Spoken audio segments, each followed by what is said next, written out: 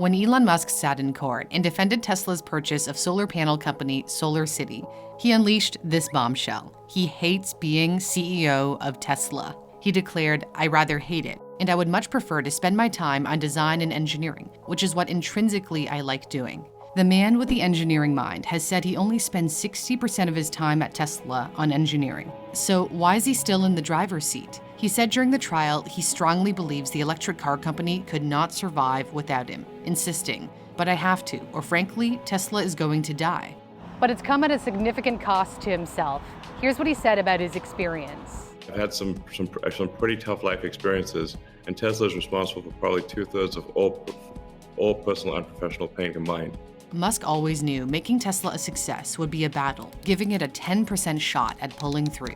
But he was inspired to try after test driving a tiny yellow electric prototype called the T0. He encouraged the company behind the T0, AC Propulsion, to commercialize it, and when it didn't, that inspired Tesla to come up with the Tesla Roadster. The problem with leading an electric car company was that Musk already had a monumental task on his plate. He had only just started his rocket company, SpaceX, which wanted to do what nobody had done before: build reusable rockets.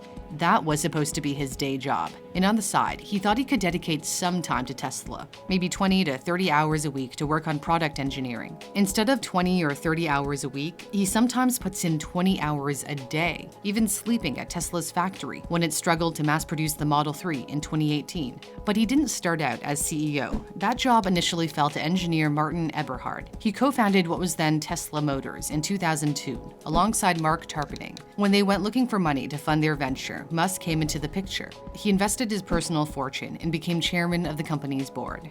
When production problems arose with the Roadster and Tesla nearly ran out of money, Eberhard got ousted as CEO. Eventually, Musk took over in 2008. He said it was too hard to find a qualified chief executive officer from outside because Tesla wasn't a traditional automaker, but more of a technology startup. By that point, Tesla was near death. Musk scrambled to save the company by cutting the workforce and relying on friends to cover payroll while negotiating with investors to keep Tesla alive. As he once told Kara Swisher on the podcast Recode Decode, he still can't believe Tesla is alive. It is absurd that Tesla is alive. Absurd. Mm-hmm.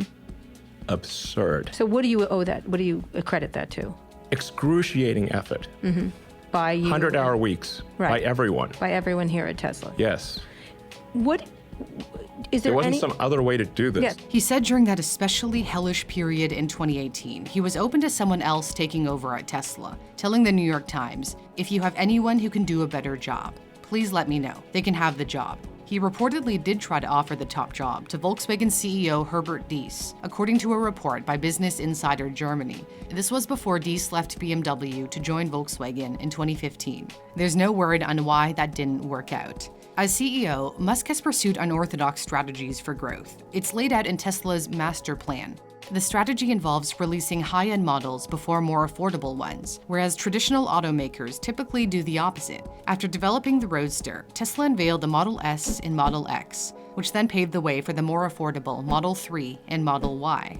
Fun fact, Musk wanted to name the Model 3 the Model E, so that it really spells out sexy, but Ford had a trademark on the Model E and shut that down. Musk has sometimes taken a cheeky approach to his role. He changed his job title to Techno King of Tesla, whatever that means. It could be a play on the word technology or techno. And he gave his chief financial officer the title Master of Coin. This is all part of the game plan. He admitted his sense of humor generates free publicity for the company because the media loves this kind of thing. But his antics have also gotten him into trouble. It didn't go over well with the Securities and Exchange Commission when he tweeted he was thinking about taking Tesla private at $420 a share. The stock has now soared well past $420, even after splitting. Tesla delivered 241,000 cars in the third quarter of 2021, which means at this rate, it's on track to hit 1 million deliveries a year. But success has come at the expense of a schedule Musk wanted to avoid. And now he's hoping to dial back his duties a bit. He says he'll likely skip Tesla's quarterly earnings calls from now on. I will no longer be default to doing earnings calls. I think going forward, I will most likely not be on earnings calls unless there's something really important that I need to say. It's in those conference calls that he's made some epic and controversial comments, like this exchange with a Wall Street analyst in 2018. And so where specifically will you be in terms of You're capital next. requirement? Next.